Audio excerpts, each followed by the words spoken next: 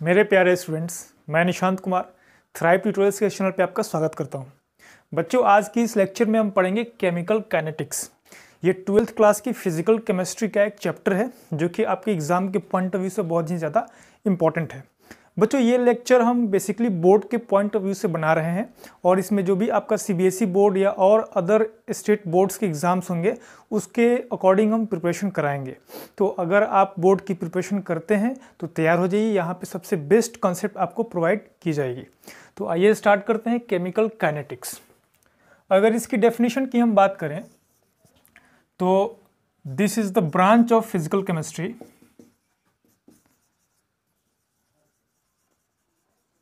This is the branch of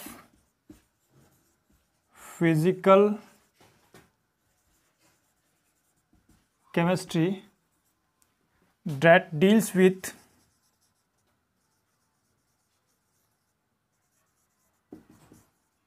number one, rate of reaction.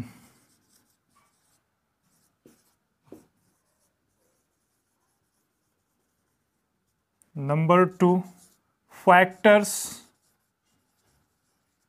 affecting rate of reaction. Number three, rate of reaction, factors affecting rate of reaction, order of reaction, etcetera etcetera etcetera. बहुत सारी चीज़ें हैं जो कि हम इस chapter में study करेंगे। सो बेसिकली आपने स्टडी किया होगा कि एक केमिकल रिएक्शन हो रहा है, तो आपने उसमें ये स्टडी नहीं किया होगा कि कितना फास्ट हो रहा है या कितना स्लो हो रहा है, और उस केमिकल रिएक्शन का स्टेट कैसे पता करेंगे, उस केमिकल रिएक्शन का ऑर्डर कैसे पता करेंगे, और रेट ऑफ रिएक्शन कैसे पता करेंगे, कितना स्लो हो रहा है कितना फास्ट हो रहा है। ये सब चीज़ आपने पहले स्टडी नहीं किया होगा। हो सकता है कि लोअर क्लासेस में आपने किया होगा। अगर किए हैं तो बहुत अच्छी बात है, नहीं किए हैं तो यहाँ पे आप लर्न कर लेंगे A to Z। तो आइए एक एक चीज़ बारी बारी से स्टार्ट करते हैं। बेसिकली जो अगर हम सबसे पहले बात करें रेट ऑफ रिएक्शन की, so basically rate of reaction क्या होता है कि कोई भी रिएक्टेंट कितना तेज़ी से या कितना स्लो टूट रहा है और प्रोडक्ट्स कितने तेज़ी से कितने स्लो बन रहे हैं। वो होता है ना, टूटना जुड़ना इस उम्र में चलते रहता है, टूट जाना जुड़ जाना, वैसा ही कुछ इधर भी होता है। ठीक है केमिस्ट्री होता है, तो ज़्यादा डिफरेंस तो नहीं है, हल्का हल्का डिफरेंस है। आओ एंजॉय करते हुए पढ़ते हैं। सबसे पहले पढ़ते हैं रेट ऑफ रिएक्शन। सो बच्चों, रेट ऑफ रिएक्शन से पहले बता दें कि पूरी की पूरी केमिकल काइनेटिक्स में ये एक एक्सेप्शन बता देता हूँ पहले ही। Exception, rate of reaction can be determined for moderate reactions only। जो भी मॉडरेट रिएक्शंस होंगे, ना कि बहुत ज़्यादा फास्ट ना कि बहुत ज़्यादा स्लो, सिर्फ उन्हीं रिएक्शंस का हम रेट ऑफ रिएक्शन पता कर पाएंगे। वो होता है ना कि पैचिंग बहुत तेज़ी से चलता है, पहली नज़र में इश्क हो गया, कुछ ऐसा ही तो उनका हम नहीं बात करेंगे यहाँ पे जो थोड़ा सा मध्यम तरह का होता है ना, वहाँ उसकी बात करेंगे। बहुत तेज़ या बहुत स्लो जो कि सालों सालों से चलते आ रहा हो, उनकी भी बातें नहीं करेंगे, मॉडरेट बातें कर रहे हैं। ठीक है, जैसे फॉर एग्जाम्पल एक और स्टेटमेंट लिखते हैं, ROR मतलब rate of reaction can not be determined for very fast and very slow reactions। So very fast and very slow reactions का हम रेट ऑफ रिएक्शन डिटरमाइन नहीं कर पाएंगे। तो अगर एग्जाम्पल की बात करें कि वेरी फास्ट रिएक्शंस कौन कौन से होते हैं, तो इसमें आ जाएंगे बच्चों आयनिक reactions, ionic reaction NaCl, KCl,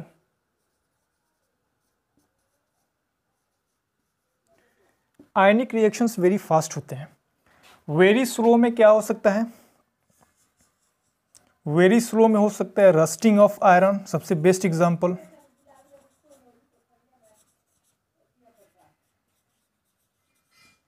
rusting of iron, ठीक है। तो रस्टिंग ऑफ आयरन की बात पूरी की पूरी केमिकल काइनेटिक्स में नहीं करना है, उधर आयनिक रिएक्शन की बात नहीं करना है। आयनिक रिएक्शंस बहुत ही ज़्यादा तेज़ होते हैं, अगर आप लैब में चेक करने के लिए जाएंगे रेट ऑफ रिएक्शन तब तक प्रोडक्ट बन जाएगा। आप एक्सपेक्ट कुछ और करेंगे, हो कुछ और जाएगा। तो उस केस में हम पूरी की पूरी केमिकल काइनेटिक्स में आयनिक रिएक्शंस की बात नहीं करेंगे। और इधर बहुत ज़्यादा स्लो जो होता है रस्टिंग ऑफ आयरन, उसका भी नहीं करेंगे। होता है ना कि मतलब इंतज़ार कर रहे हो, निकल गई किसी और के साथ, तो वो सब भी नहीं करेंगे, ठीक है। अपना आराम आराम से हल्का हल्का जो भी मॉडरेट रिएक्शन है उनकी बात करेंगे। तो ये वीडियो को पॉज करके पूरा नोट कर लो, पूरा इंपॉर्टेंट है, ठीक है। जो भी चीज़ें हम बताएंगे वो सब आप नोट करते हुए लिखिएगा, और एग्ज़ाम में आने की पॉसिबिलिटी ज़्यादा है।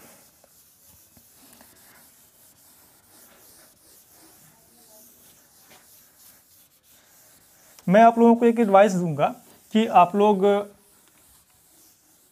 बच्चों, आप लोग सिलेबस डाउनलोड कर लो। सीबीएसई की वेबसाइट पर जाओ, या आप किसी स्टेट बोर्ड की एग्ज़ाम की प्रिपरेशन कर रहे हो तो उसकी वेबसाइट पे जाओ, वेबसाइट पे जा करके उसका सिलेबस डाउनलोड कर लो, और सिलेबस डाउनलोड करके उसके अकॉर्डिंग पढ़ाई करो।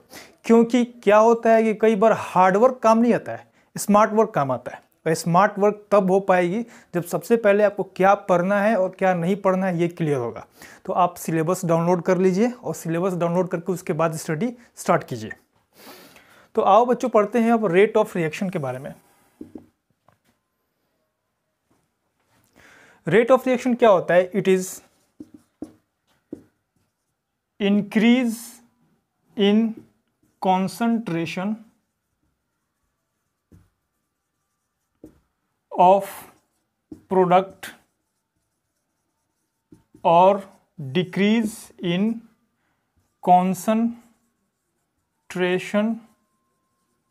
Of reactant.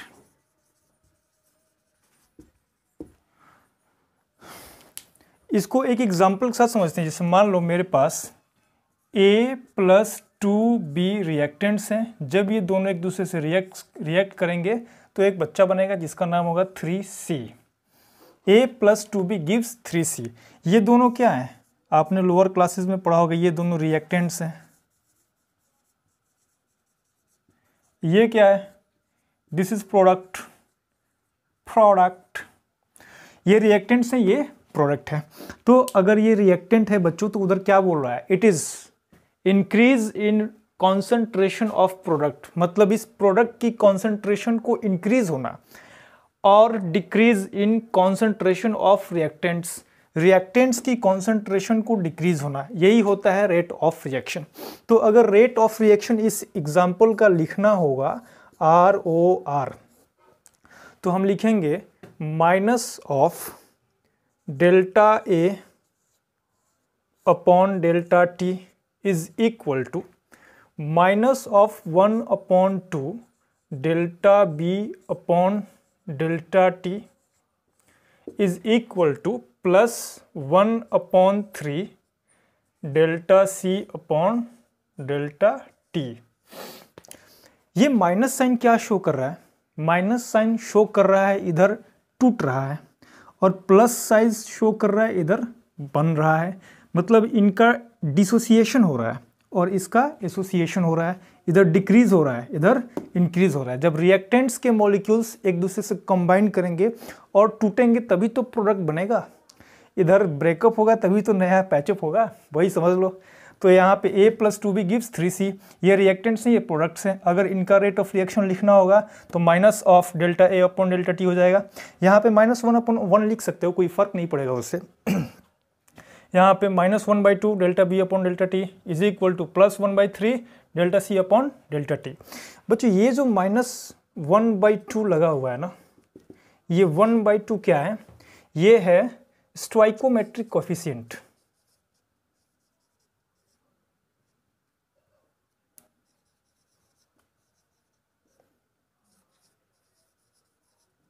स्टोइकोमेट्रिक कोफिशिएंट कई बार एग्जाम में पूछ लेता है ये, ठीक है। जो स्टोइकोमेट्रिक कोफिशिएंट लिखोगे, अगर तुमसे बोर्ड के एग्जाम में पूछता है what is rate of reaction, तो रेट ऑफ रिएक्शन का पूरा डेफिनेशन लिखोगे। और भी कहीं से डेफिनेशन तुम्हें लिखता है तो अपने नोट्स में लिख लो, मिलता है तो लिख लो। यहाँ पे उसका एक एग्जाम्पल लिखोगे और एग्जाम्पल लिखने के बाद रेट ऑफ रिएक्शन कैसे फाइंड आउट करते हैं ये इक्वेशन लिख करके दिखाओगे। अगर तुम सिर्फ इतना लिख करके छोड़ दोगे तो नंबर नहीं मिलेगा, ठीक है।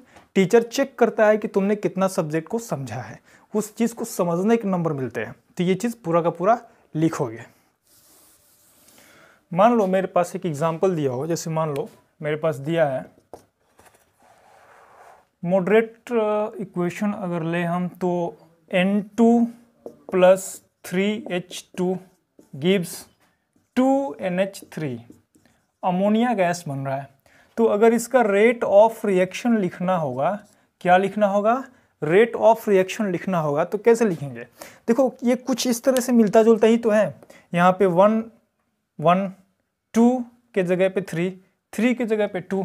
तो इसका बहुत आसानी से तुम लिख सकते हो minus of delta N2 upon delta T is equal to minus of 1/3 delta H2 upon delta T is equal to plus 1/2 delta NH3 upon delta T।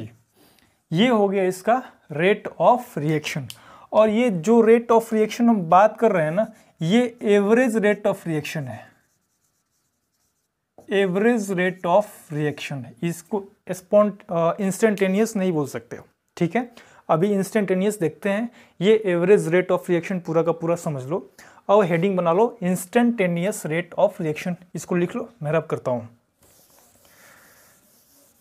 रब करे मुझको भी प्यार हो जाए, पूरा मिटा देता हूँ।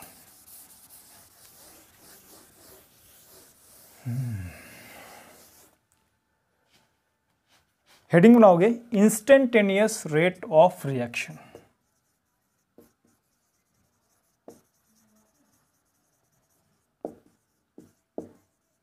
रेट ऑफ रिएक्शन को शॉर्ट में ROR लिख रहा हूं। आप एग्जाम में ROR नहीं लिखेंगे, पूरा का पूरा फुल रेट ऑफ रिएक्शन लिखेंगे, नंबर कट जाएगा वरना। देखो बच्चों, इंस्टेंटेनियस का जो मतलब होता है ना, किसी खास समय पर, किसी खास समय पर, या निर्धारित भी हो सकता है, मतलब किसी इंस्टेंट पर कोई घटना हो रही है उसको इंस्टेंटेनियस बोल सकते हैं, मामूली से समय के लिए। तो अगर इंस्टेंटेनियस रेट ऑफ रिएक्शन लिखा हो, वही अपना पुराना वाला एग्जाम्पल उठाते हैं, A + 2B gives 3C।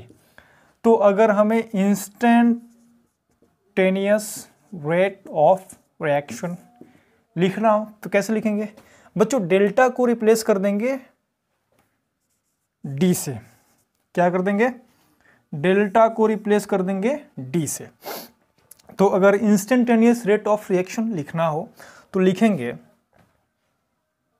Minus of dA upon dt is equal to minus of 1/2 dB upon dt is equal to plus 1/3 dC upon dt। आया समझ में, घुसा भेजा में कुछ। इस तरीके से हम इंस्टेंटेनियस रेट ऑफ रिएक्शन को लिख सकते हैं। वो NH3 अमोनिया वाला एग्जाम्पल उठाते हैं फिर से। N2 + 3H2 gives you 2NH3। अब तुमसे कहता है इंस्टेंटेनियस रेट ऑफ रिएक्शन लिख के दिखाओ इक्वेशन के फॉर्म में। कैसे लिखोगे, यहाँ पे लिखता हूँ, इंस्टेंटेनियस रेट ऑफ रिएक्शन लिखना हो तो आप लिखोगे minus of dN2 upon dt is equal to minus of 1/3 dH2 upon dt is equal to plus 1/2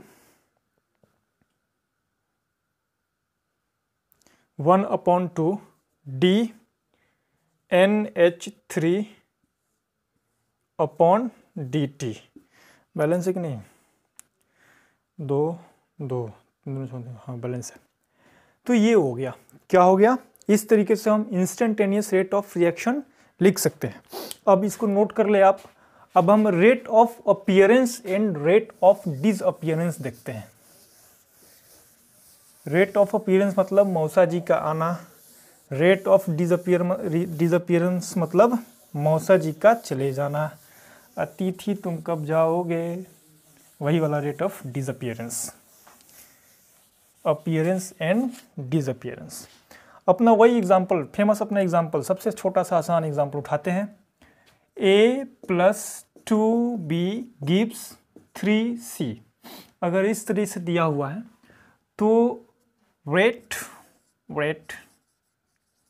of appearance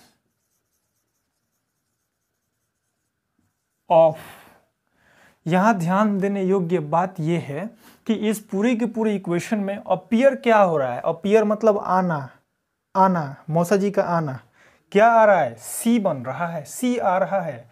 तो rate of appearance of C is equal to, कैसे लिखेंगे इसको, लिखेंगे delta C upon delta T का mod, ना stoichiometric coefficient ना plus minus, यहाँ पे मॉड लगेगा, स्टोइकोमेट्रिक कोफिशिएंट भाग जाएगा, ठीक है, यहाँ पे मॉड लगेगा। उसी तरीके से अगर हमसे पूछ दे rate of disappearance of A टूटेगा, बी भी टूटेगा, सी आएगा। तो वैसे ही मान लो मौसा जी का जाने का रेट ऑफ डिसअपीयरेंस क्या होगा, delta A upon delta T का मॉड। यहाँ पे ए के बाद तुम यहाँ लिख सकते हो rate of disappearance of B, तो वो भी delta B upon delta T ही होगा, वहाँ पे स्टोइकोमेट्रिक कोफिशिएंट नहीं आएगा, एंड प्लस माइनस नहीं आएगा। इस चीज़ को भेजे में घुसा ले बढ़िया से, एकदम ध्यान से, ठीक है। इसको एक और तरीके से तुम अपने एज के अकॉर्डिंग समझ सकते हो, जो कि हम समझाते रहते तुम लोगों को। रेट ऑफ अपीयरेंस ऑफ सी, सी मतलब बन जाना, पैचअप हो जाना किसी से, पैचअप मतलब delta C upon delta T mod लगा दो। किसी से कर्ज लेना नहीं है, किसी को कर्ज देना नहीं है, अपना पैसा खर्च करना है बस, ठीक है। रेट ऑफ डिसअपीयरेंस ऑफ ए मतलब ए और बी का ब्रेकअप हो जाना, delta A upon delta T का मॉड लगा दोगे, ठीक है। इस तरीके से rate of appearance and rate of disappearance भी हो सकता है। अगर आपको एग्जाम में पूछ देगा तो इस तरीके से लिखोगे, ठीक है, नहीं पूछेगा तो कोई बात नहीं है वैसे। अच्छा, एक और इंपॉर्टेंट चीज़ है, यहीं पे नीचे लिख देता हूँ, यूनिट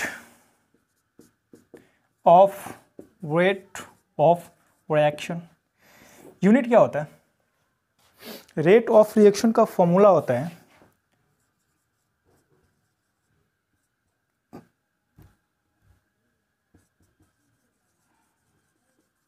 कॉन्सेंट्रेशन अपॉन टाइम। ये क्या हो रहा है, अपीयरेंस डिसअपीयरेंस क्या हो रहा है, कॉन्सेंट्रेशन का चेंज ही तो हो रहा है। तो बच्चों कॉन्सेंट्रेशन का change with respect to time हो रहा है। तो रेट ऑफ रिएक्शन का जो यूनिट होगा ना, वो कॉन्सेंट्रेशन अपॉन टाइम से निकलेगा। और कॉन्सेंट्रेशन अपॉन टाइम में कॉन्सेंट्रेशन को कैसे मेजर करते हैं, मोल पर लीटर, मोल पर लीटर अपॉन टाइम सेकेंड। तो इसको लिख सकते हो मोल पर लीटर पर सेकेंड, या इसको ऐसे भी लिख सकते हो मोल पर लीटर पर सेकेंड। अगर इस तरह से दिक्कत है तो ऐसे लिख दो, ठीक है। ये क्या होगा, ये हो गया unit of rate of reaction. अब अगर unit of rate of reaction for gaseous molecules दिया है तो उसके लिए क्या होगा, गैसियस मॉलिक्यूल्स के लिए हो जाएगा ATM पर सेकेंड। ये ध्यान रखना, यहाँ पे मोल पर लीटर पर सेकेंड होगा, यहाँ पे ATM पर सेकेंड होगा। इसको पूरे के पूरे को छाप लो, मैं इसको मिटाऊंगा।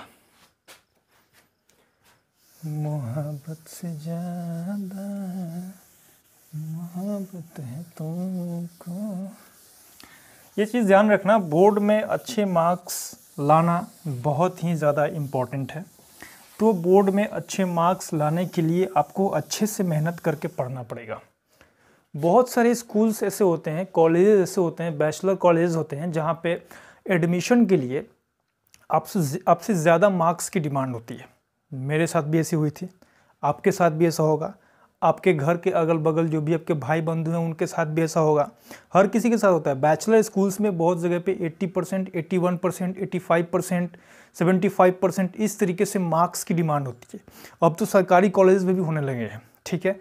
IIT की तो बात ही छोड़ दो, नीट की बात ही छोड़ दो, यहाँ पे होना ही होना है, ठीक है। तो इसलिए बच्चों आप मन लगा करके पढ़ाई करें, तभी जा कर के आपके अच्छे मार्क्स आ पाएंगे। और आपके रिलेटिव्स की नज़र तो होती ही है। शर्मा जी के लड़के का 81% आया तो आपका कितना परसेंट आएगा? ये वर्मा जी नज़र टिकाए बैठे हैं, तो ये चीज़ ही होता है थोड़ा सा, ठीक है। वो थोड़ा सा वो चलने लगता है, इनके बच्चे का उतना आया, तुम्हारे बच्चे कितना आएगा, ऐसे चलता है। तो बोर्ड के एग्ज़ाम का कुछ इंपॉर्टेंस दोनों ही पॉइंट ऑफ व्यू से होता है। अगर सेकंड वाले को इग्नोर कर दो तो फर्स्ट वाला अपने आप में बहुत बड़ा कारण है। तो आप मन लगा करके स्टडी करें। आओ अब ग्राफिकल रिप्रेजेंटेशन पढ़ते हैं।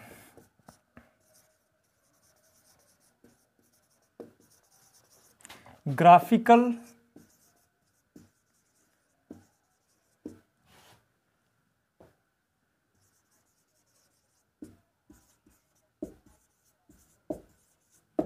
Graphical representation of rate of reactants. मान लो प्रोडक्ट्स हैं, सॉरी रिएक्टेंट्स हैं, ये बन रहे हैं प्रोडक्ट्स। तो अगर आप ग्राफ ड्रॉ करोगे ना, रिएक्टेंट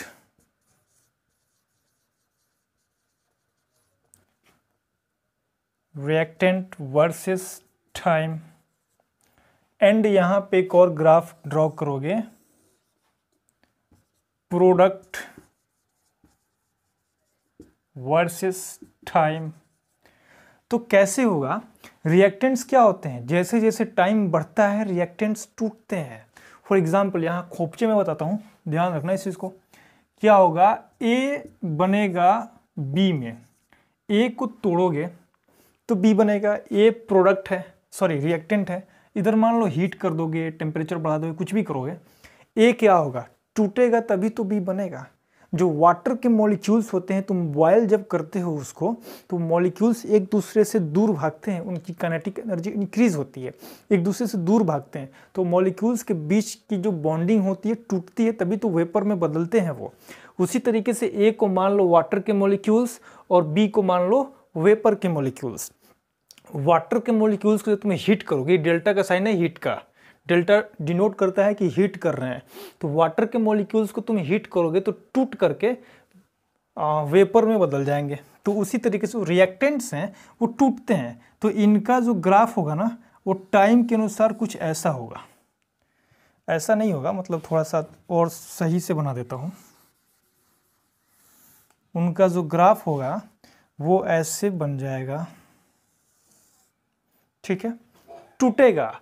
और आगे जब तुम चले जाओगे डॉट डॉट डॉट दिखा करके, तो उनकी कॉन्सेंट्रेशन सेम हो जाएगी, मतलब वो बाद में चल करके ना बढ़ेगा ना घटेगा। क्यों? क्योंकि एक टाइम आता है जब इक्विलिब्रियम रिच हो जाता है, ठीक है, तो उस कंडीशन में ना तो घटेगा ना बढ़ेगा, जैसा रहेगा वैसे ही रह जाएगा। यहाँ पे आ जाओ, अगर हम प्रोडक्ट्स की बात करें तो इस क्या होती है, ये क्या हो रहा है, बी क्या हो रहा है, बन रहा है, ए टूट रहा है, बी बन रहा है।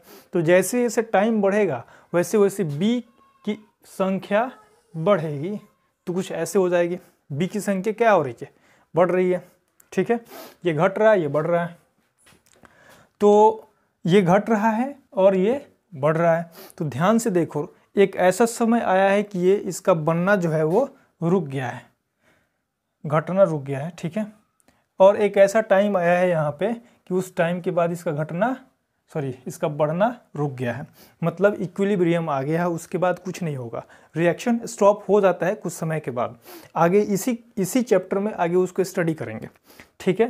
तो ये है ग्राफ बच्चों, ये रिएक्टेंट वर्सेस टाइम का ग्राफ है, ये प्रोडक्ट वर्सेस टाइम का ग्राफ है। तो अगर आपसे रेट ऑफ रिएक्शन पूछ रहा है एग्जाम में, तो अगर आप ग्राफ बना करके दिखाते हो ना तो ज़्यादा मार्क्स मिलने के चांसेस हैं। तो ग्राफ बना करके दिखा देना उन लोगों को एग्जाम में, उससे जो एग्जामिनर होगा, जो आपके कॉपी चेकर होंगे, वो ज़्यादा इन्फ्लुएंस होंगे, तो मार्क्स की ज़्यादा मिलने की संभावना वहाँ पे, ठीक है, ये नोट कर लो। और मान लो मेरे पास, अब मैं एक एग्जांपल देता हूँ, वही अमोनिया वाला एग्जांपल लेते हैं। मान लो मेरे पास N2 + 3H2 gives 2NH3। इसको ग्राफिकल रिप्रेजेंटेशन में कैसे डिनोट करोगे?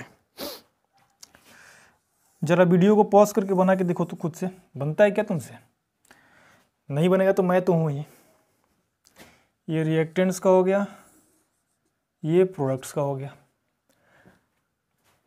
N2 and 3H2 रिएक्टेंट्स हैं, तो इनमें से किसी एक को उठा लेते हैं। मेरे को मन कर रहा है मैं N2 को उठाऊं विद रिस्पेक्ट टू टाइम। इधर तो अपनी मजबूरी है NH3 को उठाना विद रिस्पेक्ट टू टाइम।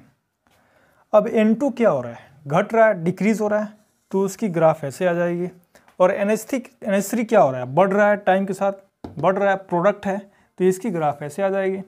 तो इस तरीके से आप ग्राफ दिखा सकते हो, ठीक है। तो आप N2 के जगह पे 3H2 भी रख सकते हो, उसका भी सेम आएगा, क्योंकि वो भी तो रिएक्टेंट ही है। और ये प्रोडक्ट सिर्फ NH3 बन रहा है, तो इसका भी सेम आएगा। ये इसलिए बनाए हैं हम क्योंकि ये आयनिक रिएक्शंस नहीं है, कोवैलेंट रिएक्शन है, ठीक है। NH3 कोवैलेंट बॉन्ड बनाता है, नाइट्रोजन कोवैलेंट बॉन्ड बनाता है।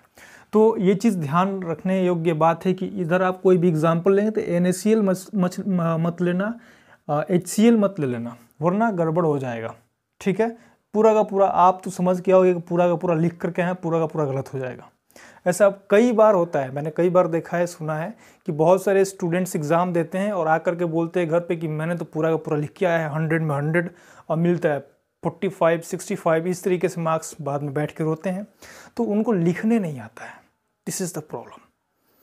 आओगे लिख करके अपने अनुसार, सब नंबर नहीं मिलेंगे। टीचर ने पूछा कुछ और, तुम लिखा है चेपाए कुछ और एग्ज़ाम में, तो ऐसे नंबर नहीं मिलता है। हमने भी गलती किया है, मेरी गलती से तुम सीखो और आगे फ्यूचर में वो चीज़ ना करना। हो सकता है तुम 10th क्लास एग्ज़ाम में, 11th क्लास की एग्ज़ाम में, किसी भी एग्ज़ाम में तुमने लिख करके पूरा का पूरा आया होगा, नंबर कटे होंगे वहाँ पे, इसीलिए क्योंकि टीचर ने पूछा कुछ और, तुमने लिखा है कुछ और।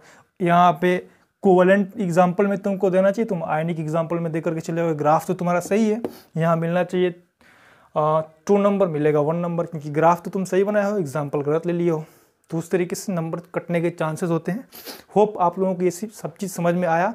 नेक्स्ट लेक्चर में हम डिस्कस करेंगे factors affecting rate of reaction. ये पूरा आप लोग बढ़िया से पढ़ लें, NCERT को फॉलो करो, या NCERT के अलावा कोई दूसरी बुक फॉलो करते हो, फॉलो करो उसको, कोई दिक्कत नहीं है। जहाँ से तुमको समझ में आया पढ़ो, ऐसा कोई दिक्कत नहीं है। मैं जो पढ़ाऊँगा वो लड़ेगा वहाँ पर, गारंटेड, क्योंकि कॉन्सेप्ट एक ही होता है, बुक चाहे कोई भी हो। NCERT ऑल ओवर इंडिया में चलता है, अगर आप फॉलो करते हो तो अच्छी बात है। किसी भी स्टेट बोर्ड की बुक को फॉलो करते हो तो भी अच्छी बात है, कोई दिक्कत नहीं है। किसी राइटर की कोई साइड बुक फॉलो करते हो तो भी कोई बात नहीं है। कॉन्सेप्ट हर जगह पे सेम ही होता है, लेकिन बुक पढ़ो, उससे तुम्हारा माइंड और ज़्यादा ओपन होगा। आज के लिए इतना काफ़ी है। All the very best.